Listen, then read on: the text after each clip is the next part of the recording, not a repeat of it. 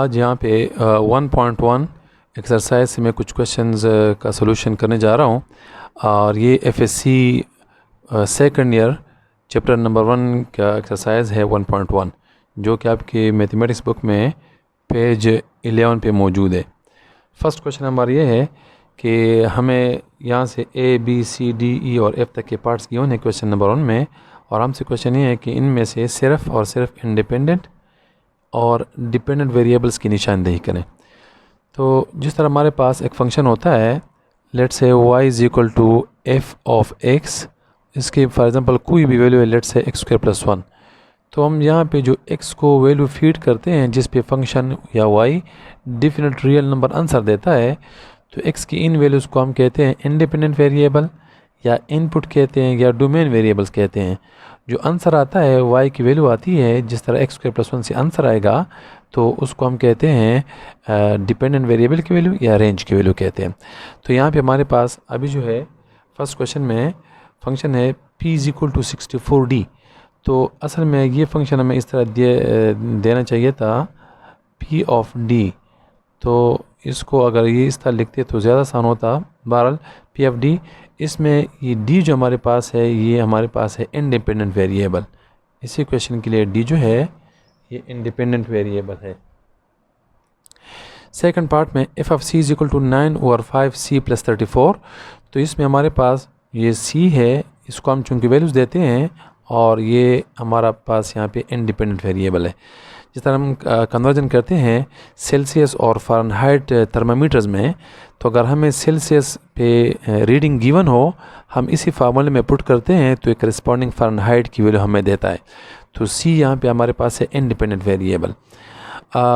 c of f is equal to 5 और 9 F minus 32, ये बिल्कुल इसका रिवर्स फंक्शन है। यहाँ पे हमें फ़ारेनहाइट में अगर रीडिंग गिवन हो और हमने सेल्सियस मालूम करना हो तो हम यहाँ पे f को वैल्यू देंगे, तो यहाँ पे हमारे पास जो f है ये इंडिपेंडेंट वेरिएबल है। ये सारे हमें यहाँ पे इंडिपेंडेंट वेरिएबल की वैल्यूज़ हम यहाँ पे मालूम कर रहे हैं। यहाँ पे ये s is equal to F of R theta is equal to R theta, ये हमारे पास सर्कल में एक रिलेशन है। अगर हमारे पास कोई सर्कल हो और इसमें हमारे पास ये सेंटर और ये रेडियस हो और इस सेंटर पे लेट्स से हम ए सी बी, ये स्मॉल माइनर आर्क हमारे पास, इसको हम डिनोट करते हैं एस से या एल से, इसको हम कहते हैं लेंथ ऑफ आर्क। ये होता है लेंथ ऑफ आर्क। तो अगर हमें लेंथ ऑफ आर्क यहाँ पे मालूम करना हो तो और ये सेंट्रल एंगल थीटा हो ये, तो इसका फार्मूला हमारे पास है S is equal to R theta. तो यहाँ पे ये लेंथ ऑफ आर्क एस या एल ये डिपेंड करता है आर पी बी और थीटा पी बी। आर ज़्यादा होगा तो ये एस ज़्यादा होगा, आर छोटा होगा तो एस छोटा होगा। सिमिलरली थीटा पे भी डिपेंड करता है, अगर थीटा स्मॉलर है तो ये एस स्मॉल आर्क बनेगा, अगर थीटा इस तरह वाइड बन जाता है, बड़ा बन जाता है, तो एस भी बड़ा बन जाता है। तो S R L, this length of arc is dependent on both r and theta. That's why in this equation r and theta both are independent variables. F is equal to theta ma, तो Newton second law of motion physics के students को ज़्यादा clear होता है। ये second law में equation हमारे पास equation of motions में, तो इसमें जो बॉडी का एक्सेलरेशन जो है फोर्स हम लगाते हैं और दो चीज़ों पर डिपेंड करता है, मास पे भी और एक्सेलरेशन जो है वो फोर्स पे भी। तो फोर्स का डायरेक्ट ताल्लुक जो है दो इंडिपेंडेंट वेरिएबल्स पे होता है, एक्सेलरेशन और मास। तो यहाँ पे दोनों हमारे पास इंडिपेंडेंट वेरिएबल्स हैं। Surface area theta is equal to L W H, ये इसका फार्मूला में गिवन है क्वेश्चन में। तो अगर किसी चीज़ का लेट से एक क्यूब है या क्यूबाइड है हमारे पास ये क्यूब है, इस तरह ये क्यूब, इसमें 6 फेसेस होती हैं। यहाँ पे मैंने ये बनाने की कोशिश की है, ये हमारे पास इसके 6 फेसेस हैं। तो इसमें हमारे पास ये जो है ये लेंथ होता है, इस लेंथ, ये हमारे पास वेट और ये इसका हाइट होता है। तो सरफेस एरिया इस क्यूब का ये डिपेंड करता है लेंथ पे भी, वेट पे भी, हाइट पे भी। तो ये तीनों हमारे पास यहाँ पे जो हैं सरफेस एरिया में तीनों इंडिपेंडेंट वेरिएबल्स हैं। अब डिपेंडेंट वेरिएबल सारे हमारे पास ये जो मौजूद है यहाँ पे P, तो ये डिपेंड करता D पे, तो इसलिए P dependent variable, F P dependent variable, यहाँ पे F डिपेंडेंट वेरिएबल, यहाँ पे ये C डिपेंडेंट वेरिएबल, यहाँ पे S, इस इक्वेशन में S डिपेंडेंट वेरिएबल, यहाँ पे F डिपेंडेंट वेरिएबल, यहाँ पे सरफेस एरिया और थीटा, ये थीटा हमारे पास जो है यहाँ पे इसी इक्वेशन के लिए ये डिपेंडेंट वेरिएबल है. Now I am just having this question number 2, and the question is evaluate the following functions for the indicated independent variables. हमें यहाँ पे एक फंक्शन गिवन है f of x is equal to 3x² plus 7x minus 5, और question हमसे ये है कि इन फंक्शंस की वैल्यू जो है इस फंक्शन f की वैल्यू 3 पे मालूम करें, -4 पे, a प्लस h पे.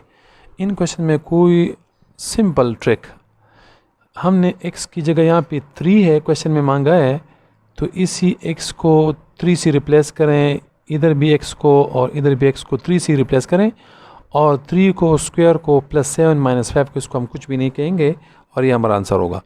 तो replacing x by 3 we just have 3, इसी x की जगह 3 पुट करें प्लस 7, अगेन x की जगह इसी x की जगह 3 पुट करें -5.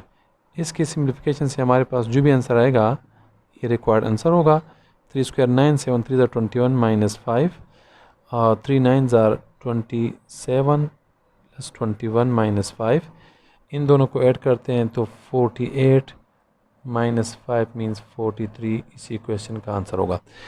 ये अभी हमारे पास ये जो है ये इनपुट है 3, इसी फंक्शन की डिफिनीशन के मुताबिक ये इनपुट 3 है. इसके करस्पॉन्डिंग जो इमेज या इसका डिपेंडेंट वेरिएबल आता है या रेंज आता है वो है 43. सेकंड पार्ट में हम हर एक x को रिप्लेस करेंगे -4 से, तो replacing x by -4 in this equation star, so we are having f of -4 which is equal to 3 into -4 square plus 7 into -4 and -5. Just simplify. Even power to plus 16, minus 4s are 7 4s are 28 minus 5, 16 3s are 48. इन दोनों के summation से आएगा 33, और हमारा last यहाँ पे answer होगा 1 and 5, ये आंसर होगा. Similarly we can replace this x by, इन दोनों साइड्स में x को हम a प्लस h से रिप्लेस कर सकते हैं. अगर मैपिंग में आपको ज़रा रिवाइज करूँ, अंडर दिस f जो हमें यहाँ पे डिफिनीशन यहाँ पे गिवन है, हमने यहाँ पे पुट किया, पहले 3 पुट किया है, यहाँ पे हमने 3 पुट किया है और इसको हमने सिम्प्लीफाई किया है, तो हमारे पास आंसर आ गया 43. तो x under this function f goes to 43. तो 3 प्री इमेज है, इसका इमेज है 43 अंडर दिस फंक्शन. सिमिलरली हमने यहाँ पे सेकंड -4 फीड किया है और -4 पे आंसर हमारे पास आ गया है +15. तो ये मैपिंग है इन फंक्शंस की एक और फॉर्म में. नंबर 2 में एक और फंक्शन हमारे पास है g of r is equal to r² - r plus 6 divide by r - 3, और ये हमसे क्वेश्चन है कि g फंक्शन की वैल्यू 2 पे, 3 पे और 3 और 8 पे मालूम करें. बिल्कुल उस तरीके से replacing now r by which is the input variable, now r by 2, यहाँ पे 2 गिवन है, तो हमने हर r को 2 से रिप्लेस किया है. 2 स्क्वायर -2 प्लस 6 डिवाइड बाई 2 - 3, इसको हमने सिम्प्लीफाई किया है, हमारे पास आ गया है -8.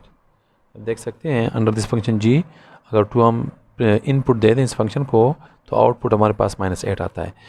अब यहाँ पे ये अल्फाज देखेंगे, again replacing small capital G now by +3.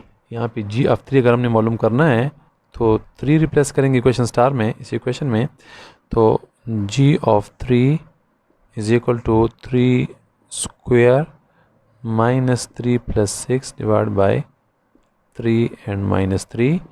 तो यहाँ पे 9 और +3 आएगा, -6 प्लस 3 से +3 आएगा, ये 0, तो 12 डिवाइड बाय 0 मीन्स अनडिफाइंड. तो इस यहाँ पे हम 3 इस फंक्शन को फीड इसलिए नहीं कर सकते, इसलिए कि हमने पहले यहाँ पे पहली वीडियोज़ में मैंने आपको क्लियर किया था, मैथमेटिक्स में हम कहीं पे भी 0 पे डिवीज़न अलाउड नहीं है, ये पुट नहीं कर सकते वेरिएबल को ऐसी वैल्यू जो 0 को डिनोमिनेटर बनाए। तो यहाँ पे डोमेन में हमारे पास 3 जो है ये शामिल नहीं है। सो डोमेन में हमारे पास इस फंक्शन के डोमेन में हमारे पास 3 जो है ये शामिल नहीं है। 3 हम यहाँ पे पुट नहीं कर सकते, इसलिए कि हमें ये रियल नंबर आंसर नहीं देता। लास्ट हम यहाँ पे रिप्लेस करेंगे 3 और 8 से। Third part of this question is 3 और 8 से रिप्लेस करेंगे तो हमारे पास क्या आंसर आना चाहिए, g ऑफ 3 और 8। तो ये 3 डिवाइड बाई 8, हर एक r की जगह 3 और 8 हम पुट करेंगे तो 3 और 8 स्क्वायर माइनस 3 और 8 plus 6 and whole divide by 3 by 8 minus 3। इसको सिंप्लीफाई करते हैं तो 9 ओवर 64 माइनस 3 ओवर 8 प्लस 6, और डिनोमिनेटर में इन दोनों का हम एलसीएम लेंगे तो यहाँ पे हमारे पास 8 एलसीएम 8 माइनस 3 4 ज़ार 20 3 8 ज़ार 24। तो नेक्स्ट हमारे पास यहाँ पे आंसर आएगा, यहाँ पे भी 64 एलसीएम तो 9 माइनस 8 3 ज़ार 24 और 64 को यहाँ पे मल्टीप्लाई करेंगे 6 के साथ। 64 मल्टीप्लाई बाई 6 से हमारे पास आता है 24 36 38 384, और यहाँ पे हमारे पास इससे आएगा इन दोनों से माइनस 21 डिवाइड बाई 8।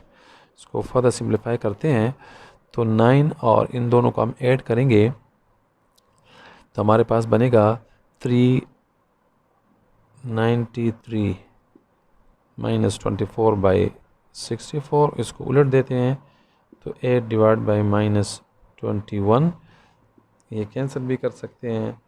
8 1 ज़ार 8 और 8 8 ज़ार 64, और इन दोनों की सिंप्लीफिकेशन से हमारे पास आएगा 393 से 24 माइनस करते हैं तो 9 8 माइनस 2 6, और ये हमारे पास आएगा 369। तो 369 डिवाइड बाई इन दोनों को मल्टीप्लाई करते हैं तो माइनस 8 1 ज़ार 8 16, ये हमारे पास आंसर होगा। अगर हम यहाँ पे पुट करते हैं 3 ओवर 8 तो हमारे पास यहाँ पे इसका रेंज आता है 369 डिवाइड बाई 1 माइनस 169। ये कंप्लीट आंसर है इसका।